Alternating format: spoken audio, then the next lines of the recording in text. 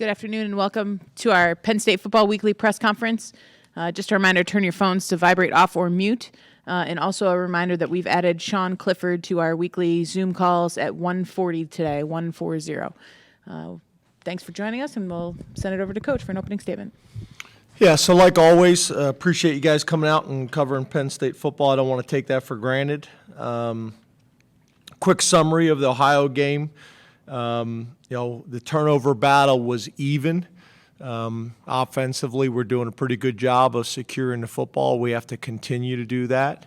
Penalties was essentially even when you talk about yards. I think we've done a pretty good job of that overall, but I still think we can be better there. Drive start has been a positive so far this year, and that's without a whole lot of turnovers. So Barney Moore's had a big part in that. Sack battle is an area, obviously, we got to get better. We did lose that battle. And then the explosive play battle, we did win that both offensively and defensively as well as overall. So, those things are real positive. When you talk about players of the game, on offense, Nicholas Singleton. On defense, Chop Robinson. On special teams, Devin Ford. And then we talk about our D squad, developmental squad players of the week who have a huge impact on getting us prepared to play while they're also being evaluated. On offense was Grayson Klein and Robert Rossi. On defense was Jake Wilson and Steven Ripka. And then on special teams was Tyler Holsworth. Obviously, the Big Ten Freshman of the Week was Nick Singleton, so that was great to see there. Few other things, positives. Obviously, we won the game. Again, I don't want to take that for granted either. We need to celebrate and enjoy winning. I think I've said this to you guys before. I don't want to become one of those coaches that you don't appreciate the wins. I want to make sure we're doing that as a program, because a lot of programs we're not able to do that Saturday and not able to enjoy Sunday the way we did. We played a lot of guys, 34 on offense, 36 on defense, for a total of 70 players in the game. Obviously, opportunities for growth on offense, third down, and on defense, just being more disruptive when we talk about tackles for lost sacks and turnovers. On special teams, punting, the times that we've punted, that's been a real positive for us. And then kickoff return, we need to be better, and PAT field goal protection and production overall. So that's Ohio. Getting into Auburn just briefly. Obviously got a ton of respect for that program as well as that conference. Obviously I got some familiarity, been a head coach in that conference for 3 years. I've known Brian Harsin, for a long time, more from a distance, respecting his career, what he did at Auburn as well as other places. You talk about Auburn, still early in the season. I think it makes sense still to talk about returning starters from last year. They had 7 on offense, 7 on defense, and returned all of their specialists, all 4 specialists. So I have an experienced team coming back. Their offensive coordinator, Eric Kiesel, I've known for a long time. Brian is back, kind of in a position where most of his relationships and history with his coaching staff, for the most part now, his most trusted assistants are all guys that he's got history with. And Eric Kiesel running the offense for him. Guys that we've been impressed with is obviously Tank Bigsby, but you could even mention their backs in general. Their wide receiver, number 6, Javarius Johnson, guy that can really run, a 10-300-meter guy. And then obviously the change of pace quarterback, Robbie Ashford, who we recruited out of high school, who obviously is an explosive athlete. Defensively, Jeff Schmedding, again, back to a guy that was Coach Harsin's defensive coordinator when they were at Boise, so spent a lot of time going back and studying their tape and what they did defensively at Boise, as well as what they've done in the first 2 games. And then guys we've been impressed with, their defensive tackle, number 25, Colby Wooden, their DN, number 29, Derek Hall, their will linebacker, number 13, Cam Riley, and then their Sam/strong safety, Donovan Kaufman, number 1. guys that stand out. Their front, obviously, defensively is, I think, the thing that really stands out to us. And then on special teams, Rock Bellantoni, his first year taking over as a special teams coordinator, so most of our stuff is based on what they've done this year. Our studies on their special teams. Their kick returner, number 27, who's also the backup tailback, is from Philadelphia, Mississippi, just to be clear, not Philadelphia, Pennsylvania. Their punt returner, number 6, Javarius Johnson, who we've already talked about. And then their punter, number 91, Oscar Chapman, is an Australian punter who does a nice job for them. So it's going to be a challenge. Obviously, this is their orange out.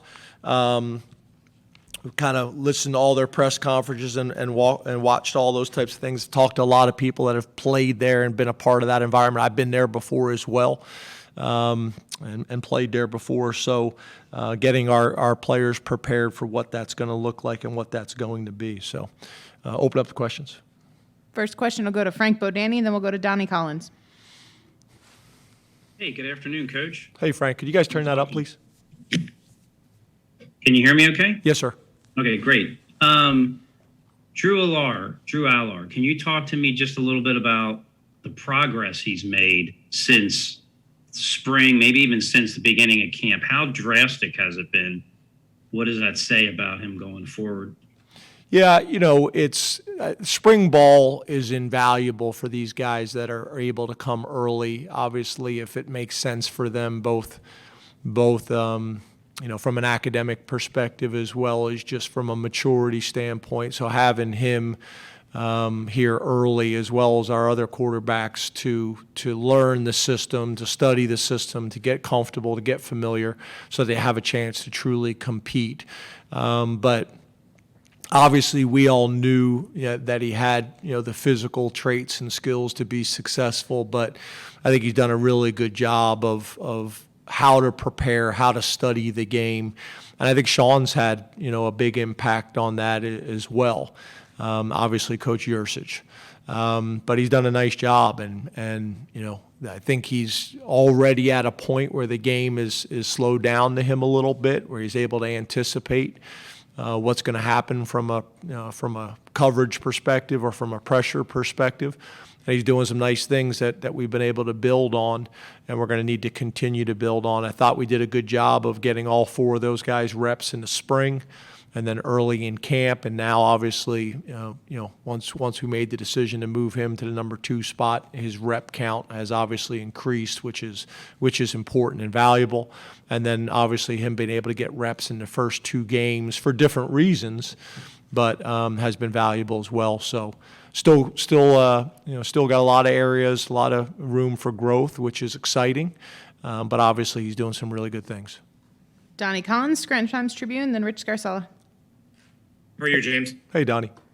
Hey, how do you prepare for a tough environment? Is that easier thought of than actually accomplished? And how do you compare what you see at Jordan Hare to what you see at the Big Ten or anywhere else in the SEC, since you've done it a lot? Yeah, I think it's going to be similar to some of the better environments in the country. There's no doubt about it. Obviously, they take a ton of pride in their program and their university and their community, and obviously football is really important there, and in that region of the country. So we know it's going to be challenging and got a ton of respect for it, but we didn't wait until this week to get started with it. We did it during training camp, but we really did it last week. The guys were looking at me like I was crazy, the staff and the players, like, we went all silent count all last week in practice with, as everybody knows, with the music as loud as possible. And everybody's like, well, we're at home this week. Well, obviously, we were starting our preparation a week ahead for that without telling anybody that's what we were doing. But we'll show them some pictures of what the locker room will look like, what the stadium will look like. We'll show some videos. Obviously the War Eagle before the game. The band, the scoreboard side of the end zone has been problematic. You watch, obviously, San Jose State last week. They were able to get down into the low red zone, and I think had 3 penalties in a row that knocked them out of there. So it's going to be challenging, and we're going to try to prepare for it the best we possibly can. But at the end of the day, we still have to go out and execute it. So, and that's not just with, our starters. That's with whoever could possibly be in the game. Rich Scarcella, Reading Eagle, then Mark Wogenrich. Hey, Rich. Hi, James. How are you today? Good. How are you? I'm good. Thanks. How would you assess your run defense and your linebacker play through the first two games, knowing that you haven't really faced a team that's a run-oriented team, and also with Auburn being a run-oriented team? Yeah, I think your point is a good one. It's hard to get a true evaluation on that. Obviously, when you just talk about disruption plays like tackles for loss and sacks and things like that, I think going into the year we knew that linebacker. We had questions there in terms of just returning experience. But again, we've been able to get those guys a ton of reps. They're getting better every single day. Again, I still am a huge believer that it starts up front, with our defensive line and setting the tone, especially when you still have some inexperience behind them. It helps and takes some of the pressure off of those guys. But this is going to be a challenge. There's no doubt about it. You make a mistake against this crew, and it has a chance to cost you. They got some guys that you watch on tape, and obviously guys that can make big plays. So we're going to have to be sound. We're going to have to make sure that fundamentally, we are prepared and executing the way we're going to need to execute. But we're going to be challenged. We're going to be challenged by their run game. We're going to be challenged by their athleticism. We're going to be challenged by the environment. And that's why, we got to make sure we have a great practice today, and Wednesday, Tuesdays, and Wednesdays are really important from that standpoint, especially when you're talking about the run game. And put our guys in the best position to be successful come Saturday afternoon. And then on top of that, obviously, you just also have to understand, the play action opportunities that come off of that run game as well. So you got to be prepared for both. Mark Wogenrich, All Penn State, then John McGonigal. Hey, Mark. Hey, James, how are you? Good. You mentioned about kind of pre-prepping last week with the noise and stuff like that. What did you do then preseason or during the off season to get ready for going to Auburn, having never been there before from a travel, heat, facilities perspective, that sort of thing? Yeah, kind of the same thing. Obviously noise. We sometimes maybe in the past we may transition inside or modify some practice, but we were fortunate to be outside for as many of those practices as possible. We messed around with Haluba, closing the doors and turning the heat on in there, and trying to get prepared for that as well. And then travel. We really were working on flying into there. But that wasn't able to get done. So flights, are challenging. Hotels are challenging. Our hotel's about an hour from campus. I actually think they used to stay an hour from campus as well as the home team. So there's some things that we're going to talk to the team about today just to be prepared for. But we got a plan for it. But it is a little bit different than the way we normally operate. That's why I'll tell them today and go through those things. Kevin Threlkill will go through them at the end of practice. Just so our guys, I don't want them ever to be caught off guard on Saturday afternoon, that they're prepared for what those types of things are going to be. But for the most part, everything else in our routine will be similar. We'll be as prepared as we possibly can be, for the environment. But once again, at the end of the day, you still got to be able to go execute, at the moment and at the time. John McGonigal, Penn Live, then Ben Jones. Yeah, James. Sean talked after the game a lot about the importance of yards after the catch in this offense. In the offseason, did you see an improvement or extra focus in that area? And I guess, is that an area you've been pleased with so far through two games? Yeah, I wouldn't say any more so than other times. But obviously, when you talk about that's that's recruiting and development in terms of strength and athleticism to break tackles or, to be able to run by people. And then obviously the other thing is accuracy at the quarterback position. If that ball is thrown in stride and away from the defender, you're encouraging, run after the catch. The fundamentals and ball security of being able to catch the ball cleanly and confidently. I think Parker Washington's a great example of that, a guy that can make the tough catch, with still being able to transition or not even slow down to catch it, be able to reach back and contort his body into positions to catch the ball. So, catch radius and ball skills make guys faster than they actually are. So all those things we try to emphasize as much as we possibly can. I know those guys spend a lot of time working on it in the summer, but I wouldn't necessarily say any more or any less than what we've done in the past. Ben Jones, statecollege.com, then Mike Gross. Hey, Ben. Hey, James. How's it going? Good.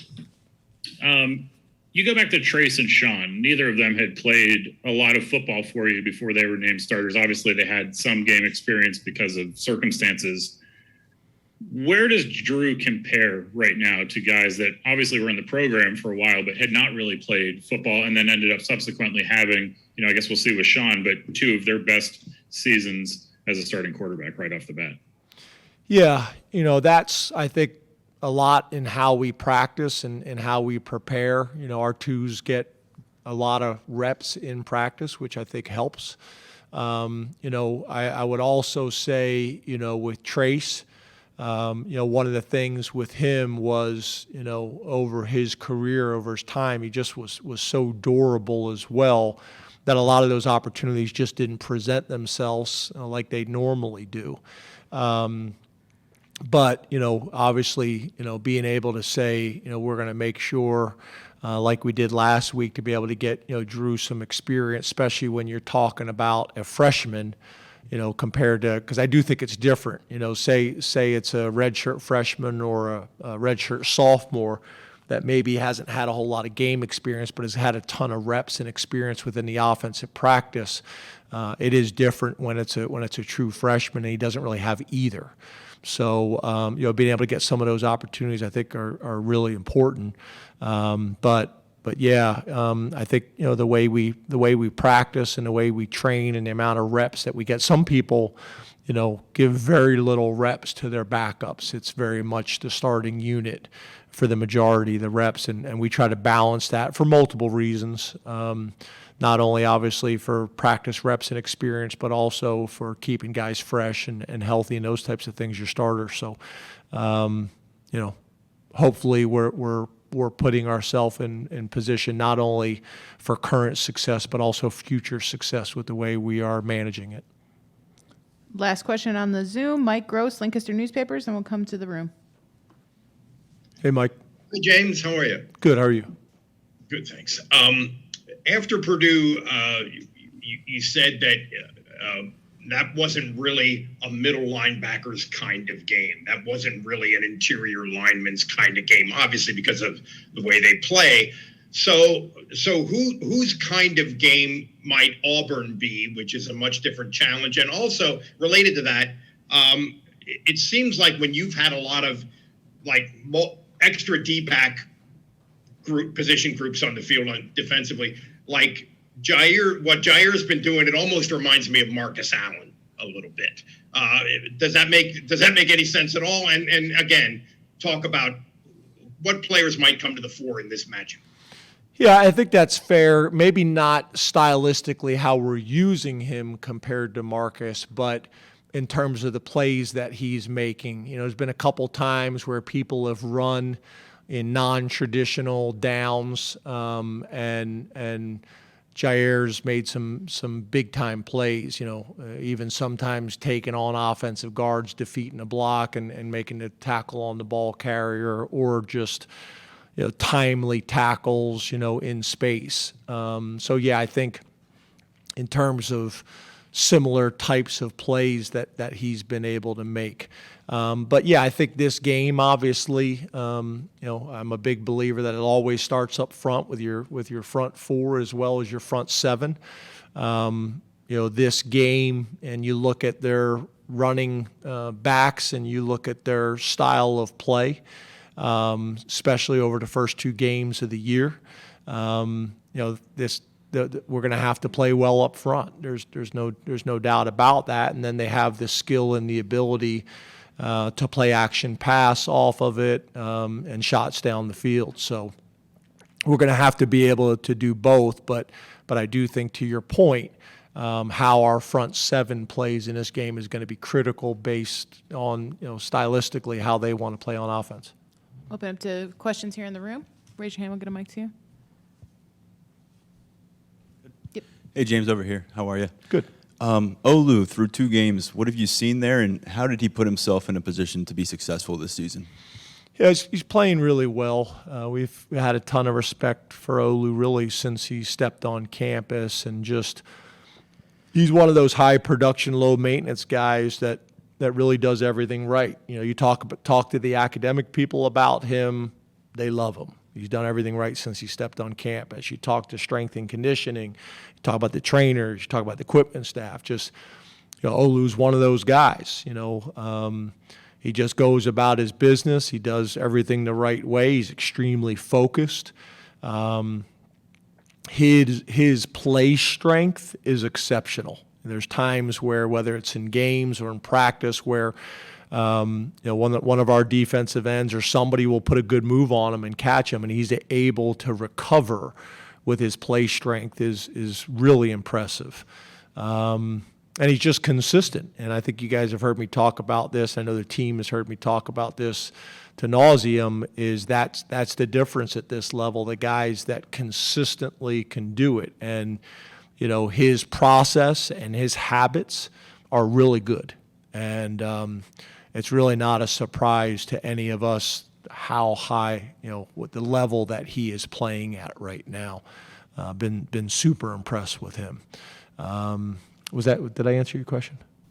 Okay, I didn't know. Sometimes you have a second question, and I didn't know if I missed it. Zach Allen, Daily Collegian. Hey, Zach. Thank you for your time today. Yeah, Curtis Jacobs was telling us today he's excited to go against Auburn's run game and excited to put the hard hat on, and he didn't come to Penn State to play 7-on-7 football. How are the rest of the front seven feeling going into a game against Auburn with a strong run game? It's interesting that Curtis said that, because when we recruited him, his dad, we had a bunch of heated arguments that he was a wide receiver. So it's interesting, that this is kind of moved to this point. And I love that Curtis is approaching it that way, because I think he does have the right mentality that we need at LBU, but also has the athleticism to make the plays in the passing game based on his background. He's kind of the total package, and I think he's been playing really well. I thought last week played really well. But yeah, I think, obviously that approach this week, not just with Curtis, but with our entire front seven, our defensive line, our defensive tackles, and our entire linebacking core will be tested this week, not just in the run game, but also the complementary play action passes that are going to put those guys in conflict, and some of the RPO stuff as well. So, it'll be really important, and I'm glad, that we're talking on Tuesday, and he's got that approach, and that will be reinforced in the team meeting, and that'll be reinforced at practice all week long, but starting on today, which is a hard hat day for us. Daniel? Afternoon, James. Staying on the linebackers. Last week, you sounded like you wanted to get Abdul Carter a lot of playing time on Saturday after how the first game went. How do you think he fared in that extended time? Yeah, I thought it was really important for him. He flashed and did some really good things. He has the ability to find the ball in traffic. He's one of our more explosive guys. All the catapult numbers and things like that tell you that. What he's done on special teams. Obviously, not getting more reps in that game one was not ideal. but obviously there's enough to build on right now, and I know he's gaining more and more confidence, and I know Manny's gaining more and more confidence in him as well, so that he can literally go out and use all those skills that he has with less thinking, which will make him even more a violent and fast player with less thinking that he has to do as a true freshman. Oh, Hey, James, how are you? Good. How are you? Good. 2 games into the season, Adisa Isaac, he's back on the field after the injury. How is he progressing, and what are you seeing from him confidence-wise? Yeah, I think well. One of the things that we're working on, not only with Adisa but with a number of our guys, is getting their weights back to where they've been in the past. Adisa's had a really good combination of strength, size, speed, and quickness. And that's probably the one area that we still haven't gotten completely back to is the size component. He's a few pounds. I mean, nothing significant, but he's a few pounds down, which I think will help him not only in this game, but as the season goes on, and from a durability standpoint and just the wear and tear in big time college football. But I do think he's getting more and more confident each week. I think he's getting more and more comfortable each week. I felt like he was in a good place going into game 1, but obviously every game you play after coming back from an injury where you lost significant time, there's more and more confidence that comes with it, both physically, mentally, emotionally, all those things. So we love that he's back. He's another guy that's kind of steady Eddie in his approach and maturity and demeanor. Big fan of Adisa's. Bob. Hey, James, how you doing? Good, how are you? I'm good. James, at the top, you mentioned the sacks from the Ohio game. Did you think, or would you like to see your quarterbacks either get the ball out a little bit quicker or maybe throw it away? I didn't know that all those sacks might have been on the offensive line.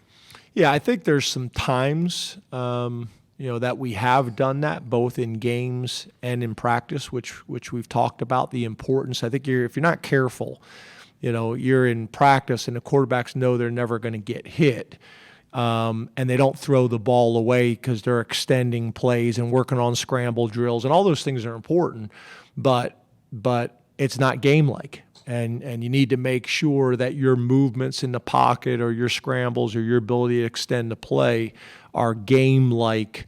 And that's something that I try to reinforce as much as I possibly can at practice, because if not, you can fall into some bad habits at the quarterback position. So, there are times that we probably need to do that a little bit more. But I wouldn't necessarily say all of those sacks, fall into that category. But some of them are probably good to get the ball away. And sometimes it's just knowing where your outlet is and launching it in that direction out of bounds. Neil? But you better be good there because you're still in the pocket. So you better be sharp and confident with that. 2 quick ones, unrelated. I saw you took a picture with the Hollidaysburg Little League team. Were you watching the Little League as it was unfolding? And do you have a long field goal plan? Is that going to be Jake, or last year it was Stout? Just wondering how that shapes up as long well. Field goal, we're talking about game-winning field goals, is Sanders Sahidek, which is, I think, 52 yards or more. And then the Little League, no, those guys, we had reached out to them and they had reached out to us. So we invited them to a practice. That was a couple weeks back, which was good to spend some time with them and congratulate them on a great season. Obviously representing the state and the Hollidaysburg community and really Center County. Really cool experience for those young men, for those young kids, and their coaches and their moms and dads and all that kind of stuff. So, being able to have them here and recognize their success was pretty cool. I was not able to watch it. I think that's right kind of in the heat of our training camp, but it was also cool having them here. Sauber? Hey, James, how are you? Good, how are you? Doing good. Prior to Purdue, you mentioned having 5.5 wide receivers that you were comfortable with. After 2 games, are you still in that spot? And are the top 3 guys still tap guys, or are you more comfortable rotating guys in now? Yeah, I think that's expanding. I think that's expanding. Getting Jaden Dotton back has expanded that. Omari is a guy that's really starting to come on and gain some confidence as well. So Caden Saunders has been able to get in and play a little bit. So the list is expanding, but I would say from a rotation and a tap standpoint, we're probably still the same, where we were at. Mike?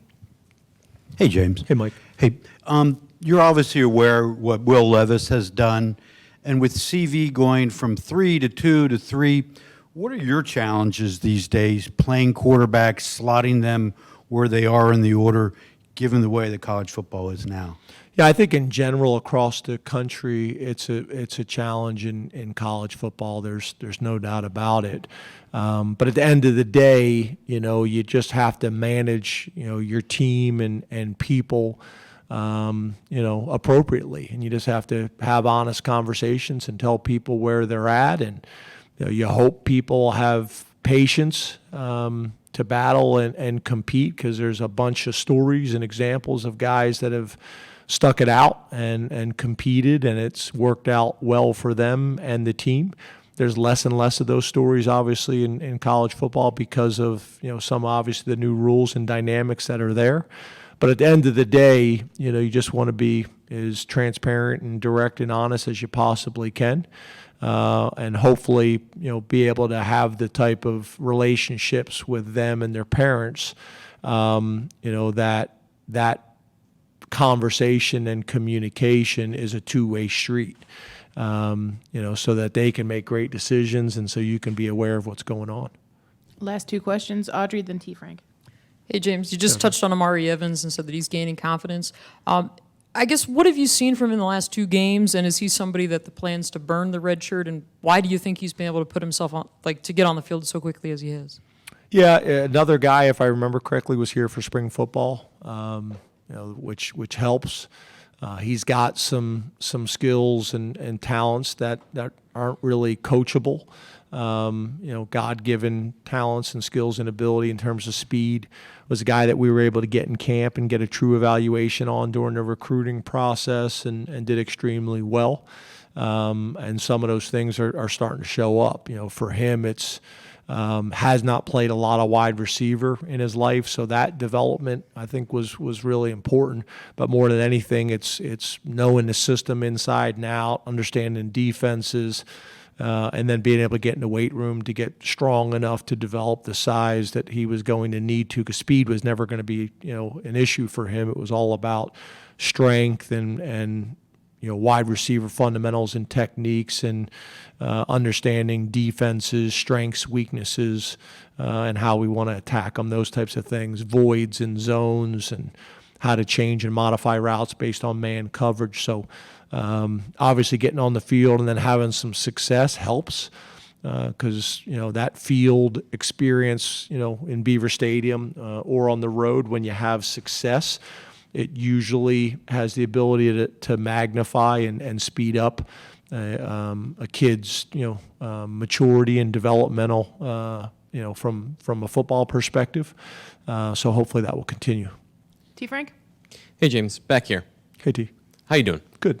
I guess we're going to be sticking with the wide receivers here to end. When you're talking about that group outside of your top 2, and the players that are coming in and out, how much is speed something you're looking for, and how, I guess, would you look at that group as a whole and assess the speed of your receivers? Yeah, I think we have gotten faster, this year, maybe compared to previous years. And when I say that, I'm talking about, the unit from top to bottom, the entire unit.